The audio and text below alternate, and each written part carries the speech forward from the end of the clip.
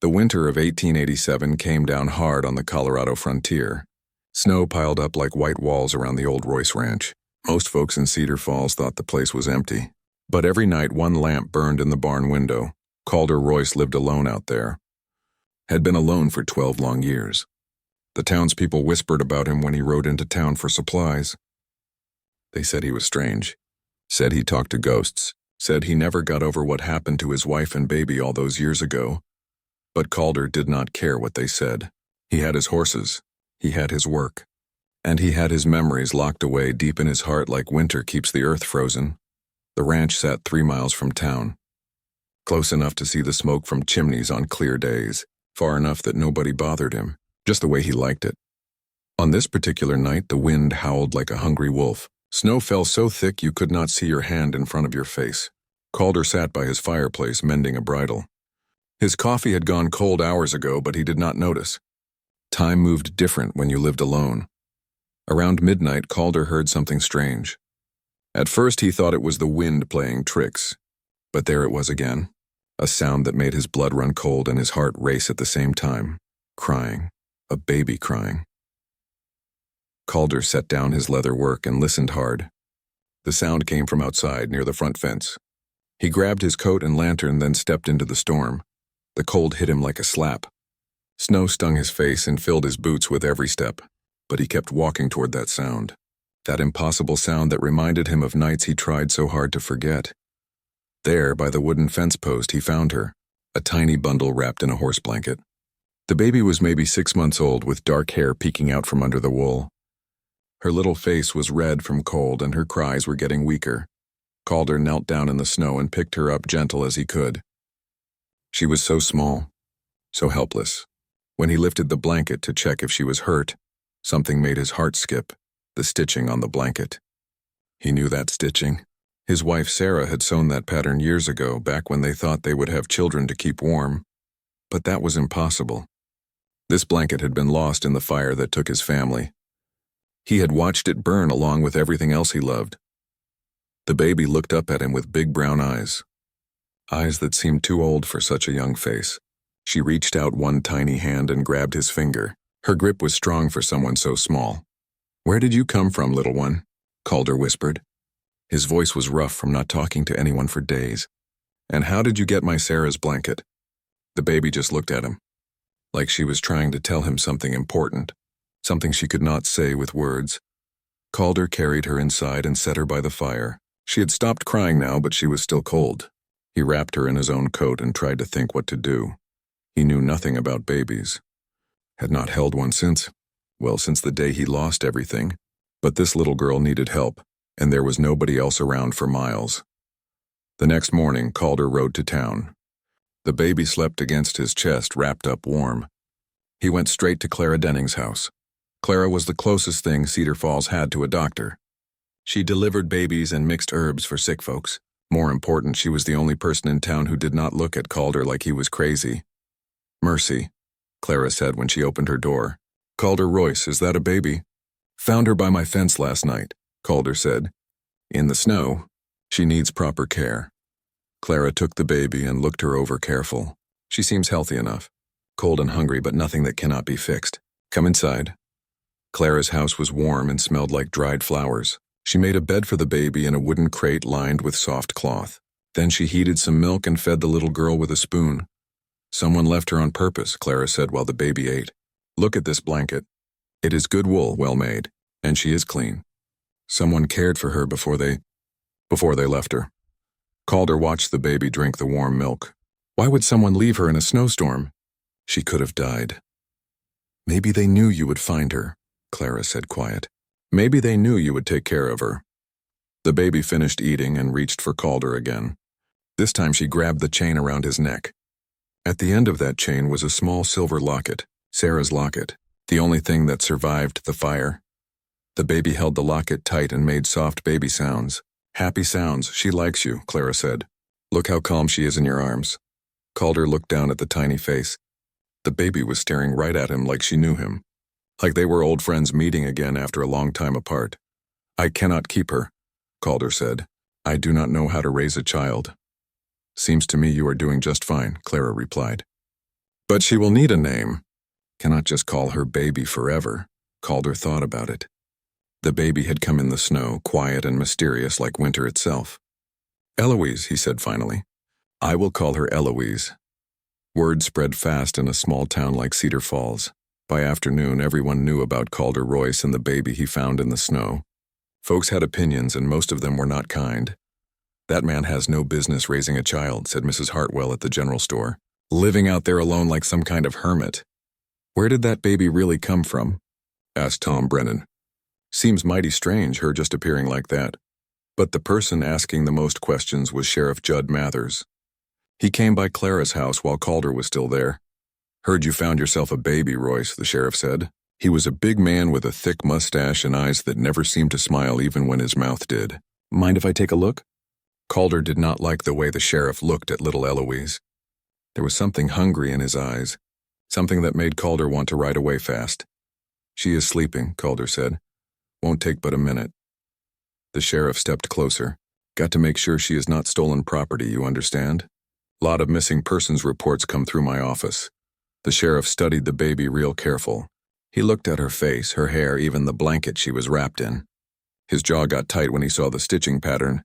Interesting blanket, the sheriff said. Looks familiar. It should, Clara said from across the room. That is Sarah Royce's work. Everyone in town knew her stitching. The sheriff's face went pale for just a second. Then he smiled that fake smile again. Course it is. Well, if nobody claims her in a week, I suppose Royce can keep her, assuming he can prove he can take proper care. After the sheriff left, Clara touched Calder's arm. There was something wrong about the way he looked at her. Calder nodded. He had felt it too, like the sheriff knew more than he was saying. Over the next few days, Calder learned to care for little Eloise. He fed her and changed her clothes and rocked her to sleep by the fire. She was a quiet baby, but she watched everything with those big brown eyes. The strange thing was how she acted around Sarah's locket. Every time Calder held her, she reached for it. She would hold it in her tiny hands and make happy sounds. Sometimes she would press it to her cheek like it brought her comfort. One morning, Clara came to visit. She brought baby clothes and fresh milk. While she was there, something happened that changed everything. Eloise was lying on a blanket by the fire, playing with the locket. Suddenly, she made a sound that was almost like talking. Not baby babble. Real words, Mama, she said clear as day. Then she looked right at Calder and said, Royce. Clara dropped the cup she was holding. Did she just say your name? Calder stared at the baby. Children that young did not talk, and they certainly did not know names they had never heard before. Say it again, little one, he whispered. Eloise smiled and reached for him. Royce, she said again. Then she pointed at the locket and said, Mama. Clara sat down hard in the nearest chair. Calder, that baby is not even 7 months old. Children do not speak that clear until they are past their first year. But Eloise was not done surprising them. She held up the locket and pressed a tiny spot on the side. The locket opened with a soft click. Inside was a picture of Sarah Royce. And next to Sarah's picture was something that made Calder's heart stop beating. A lock of dark brown hair. Baby hair, tied with a small blue ribbon. Calder had never seen that hair before. Sarah had lost their baby before it was born. There should not be any baby hair in that locket. Whose hair is that? Clara asked soft. Calder could not answer. His throat felt like it was closing up. He took the locket from Eloise and looked close at the tiny ribbon holding the hair. There were initials embroidered on the ribbon in thread so small you could barely see them. The letters, E.M. Eloise Mary. The name was stitched right there in Sarah's careful handwriting. That night, Clara could not sleep. Something about the baby's hair and that ribbon kept bothering her. She got up and went through her old records. Clara kept notes about every birth she helped with. Every mother she cared for. Every baby that came into the world through her hands. Near the bottom of a wooden box, she found what she was looking for.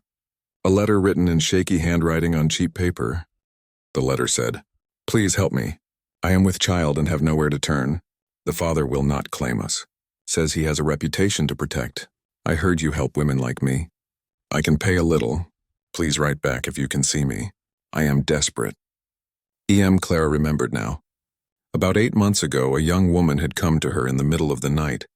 She was maybe 17, pretty in a sad way with dark brown hair and frightened eyes. The girl said her name was Emma Martin. She was from a town 2 days' ride south. She had gotten herself in trouble with a man who would not marry her. Her family had thrown her out when they found out about the baby.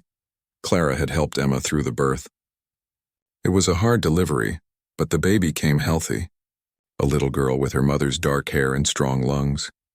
But something had gone wrong after that. Emma got sick with fever. She was out of her head for days, calling for someone named Judd, begging him to come back, promising she would not tell anyone. When Emma finally got well enough to travel, she kissed her baby goodbye and left town. Said she was going north to find work. Said the baby would be better off without her. Clara never saw Emma Martin again. But now she knew what happened to the baby, and she was pretty sure she knew who Judd was.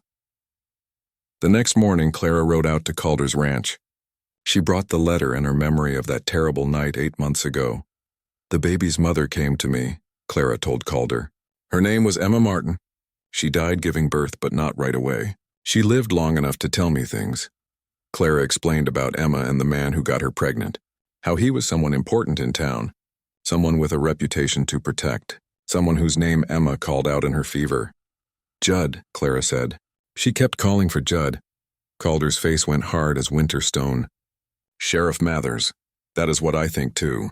And I think Emma left the baby where she did, because she knew about you.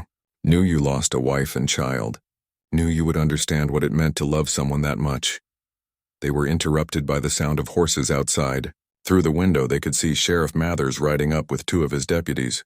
"Royce," the sheriff called. "Come out here. We need to talk." Calder picked up little Eloise and held her close. She looked up at him with those knowing eyes and said, "Royce," soft and sweet. Outside, Sheriff Mathers sat on his horse like a king looking down at his subjects. "Got a report that you've been keeping a stolen child," he said. "Come to take her back to her rightful family." "What family?" Calder asked. "Nobody has claimed her." "Well, someone has now." The sheriff smiled that cold smile. "Turns out she belongs to my cousin down in Pueblo. Been looking for her everywhere." Clara stepped forward. "That is a lie, Judd Mathers, and you know it." The sheriff's face changed. For a second, the mask slipped, and they could see the fear underneath. "You best watch your tongue, Clara Denning. Spreading lies about a lawman is a serious crime." "The only crime here is what you did to that poor girl," Clara said. "Emma Martin trusted you, and you threw her away like garbage." Sheriff Mathers climbed down from his horse. His hand rested on the gun at his hip. "I do not know what you think you know, but you better keep quiet about it." That was when little Eloise did something that surprised everyone. She looked right at the sheriff and started to cry. Not normal baby crying. This was different. Like she was afraid. Like she knew this man meant trouble. Then she reached out her tiny hand toward the sheriff and said one word that cut through the cold air like a knife. "Bad." Word of the confrontation spread fast. By evening, half the town had gathered at Calder's ranch. They came to see what the fuss was about. They stayed when they heard Clara tell Emma Martin's story. "That girl was just 17, Clara said to the crowd, "scared and alone and carrying a child whose father would not claim her. She came to me for help and I gave it, but the fever took her 2 weeks after the baby was born." "Even if that is true," Sheriff Mathers said, "it does not change anything. The child needs proper care. Royce is not fit to raise her." "Why?" asked Mrs. Patterson from the crowd. "Because he lives alone? Because he grieves his dead wife? That does not make him unfit." Old Tom Brennan stepped forward. "I knew Sarah Royce before she died. Good woman. If her husband wants to raise this child, I say let him." The crowd murmured agreement. Even people who had whispered about Calder before were taking his side now. Sheriff Mathers could see he was losing control of the situation. "This is a matter for the law to decide, not a mob." That was when Calder spoke up. His voice was quiet, but it carried over the crowd like thunder. "The baby knows," he said. Everyone turned to look at him. He was holding Eloise close, and she was looking up at him with complete trust. "She knew my name before anyone told her," Calder continued. "She knew how to open Sarah's locket. She recognized Sarah's blanket. And she knows who the bad man is." He looked straight at Sheriff Mathers. "Children see truth, Judd, even when adults try to hide it." Little Eloise chose that moment to speak again. She looked around at all the faces watching her, then pointed one tiny finger at the sheriff. "Bad man," she said, clear as a bell. Then she turned to Calder and said, "Good Royce." The crowd went silent. In that silence, you could hear Sheriff Mather's breathing getting faster. You could see sweat on his face despite the cold. "That proves nothing," he said, but his voice shook. "Babies do not know anything." Clara pulled the letter from her coat. "This might prove something," written in Emma Martin's own hand, asking for help with a baby whose father would not claim it. She read the letter out loud to the crowd. When she finished, she looked at Sheriff Mathers. "Emma called your name when the fever had her. Over and over, begging Judd to come back, promising she would not tell anyone about the baby." Sheriff Mathers' face went white, then red, then white again. "That does not prove anything either." "Could be any Judd." "Could be," Clara agreed. "But there is one way to know for sure." She pulled something else from her coat. A small piece of cloth with tiny stitching on it. Emma made this for her baby before she died. Embroidered it with the father's initials. She said she wanted the child to know where she came from, even if her father never claimed her. Clara held up the cloth so everyone could see. Stitched in careful letters were the initials, J.M. Judd Mathers. The truth hung in the cold air like smoke from a fire. Sheriff Mathers looked around at all the faces watching him. Some angry, some disappointed, all of them seeing him for what he really was. "She was just a girl," he said finally. His voice was small now, like a child caught stealing. "I never meant for any of this to happen." "But it did happen," Clara said. "And when Emma needed you most, you turned your back on her and your child." Sheriff Mathers looked at little Eloise in Calder's arms. The baby looked back at him with those old, knowing eyes. She was not afraid anymore. She was safe with Calder. "What happens now?" someone in the crowd asked. Calder stepped forward. "I keep her. Raise her like my own. Give her the love she deserves. And if she asks about her real parents someday," Mrs. Patterson wanted to know. "I will tell her the truth," Calder said. "That her mother loved her enough to make sure she had a good home. And that sometimes the people who raise you with love are more family than the people who made you." Little Eloise reached up and touched Calder's face with her tiny hand. "Papa," she said soft and sure. It was the first time she had called him that. But somehow it felt like she had been saying it all her life. The crowd began to break up after that. People shook Calder's hand and wished him well. Even some who had doubted him before said they were glad the baby had found such a good home. Sheriff Mathers rode away without another word. 3 days later, the town got a new sheriff. Judd Mathers was never seen in Cedar Falls again. Spring came early that year. The snow melted and green grass pushed up through the dark earth. Calder planted a garden behind the house. Little Eloise sat in the sunshine and watched him work. She was walking now and getting into everything. She followed Calder around the ranch like a shadow. When he worked with the horses, she sat on the fence and clapped her hands. When he mended fences, she handed him nails from a bucket. Clara visited often. She taught Calder how to braid Eloise's hair and how to make her favorite foods. Sometimes she stayed for dinner and told stories about Sarah Royce. Sarah would have loved this little girl, Clara said one evening as they watched Eloise play with a wooden horse Calder had carved for her. "I think she does love her," Calder replied. "Sometimes I feel Sarah near us, like she is watching over both of us." The locket had become Eloise's most treasured possession. She wore it on a shorter chain that Calder made for her. Sometimes she would open it and talk to Sarah's picture like she was having a conversation with an old friend. "Mama Sarah," she would say, pointing to the picture. Then she would point to Calder and say, "Papa Royce." It was like she understood that she had two mothers, one who gave her life and one who watched over her from heaven. And she had a father who chose to love her even though she was not his blood. The town accepted them as a family. Eloise played with other children and learned to read at the schoolhouse. People forgot that she had ever been anything but Calder Royce's daughter. Calder never forgot where she came from. On quiet evenings, he would tell her about her birth mother, how Emma Martin was brave and young and loved her daughter enough to make sure she was safe. "Will I ever meet her?" Eloise asked when she was old enough to understand. "She is with Mama Sarah now," Calder explained, "watching over you and making sure you grow up strong and good." Eloise seemed to understand that. She would look at the locket and smile, like she could feel both mothers loving her from wherever they were. Years passed. Eloise grew from a baby to a little girl to a young woman. She had her mother Emma's dark hair and gentle heart, but she had Calder's strength and quiet wisdom. When she was 16, a young man came courting.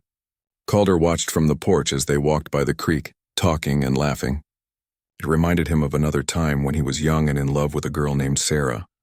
Are you sad, Papa? Eloise asked that evening. Not sad, Calder said. Grateful. For you. For the time we have had together. For the love that brought you to me. Even though I was not really yours. Calder took her hands in his weathered ones. You were always mine, Eloise. From the moment you said my name in that snowstorm, blood does not make family. Love makes family. That night Calder sat by his fire and thought about the strange path that had brought them together. A young woman's desperate love. A snowstorm that could have meant death but instead brought new life. A baby who somehow knew things she should not have known. Maybe it was chance. Maybe it was fate. Maybe it was Sarah and Emma working together from beyond to make sure love found its way home. All Calder knew for certain was this. The winter he found Eloise in the snow was the winter his heart started beating again. She had melted more than just the ice around his ranch. She had melted the ice around his soul, and her first word had not really been Mama or Royce. It had been love. That was what he heard when she cried by the fence that snowy night. That was what she had been saying all along, in the only language that mattered. Love calling to love across the darkness, and love answering back, I am here. I will keep you safe. I will never let you go. That winter the storm broke, not in the sky but in him. And when spring came, Calder Royce was no longer a man living with ghosts. He was a father, raising his daughter in the warmth of a love that had conquered death itself. The baby found in the snowstorm had become the light that guided them all home.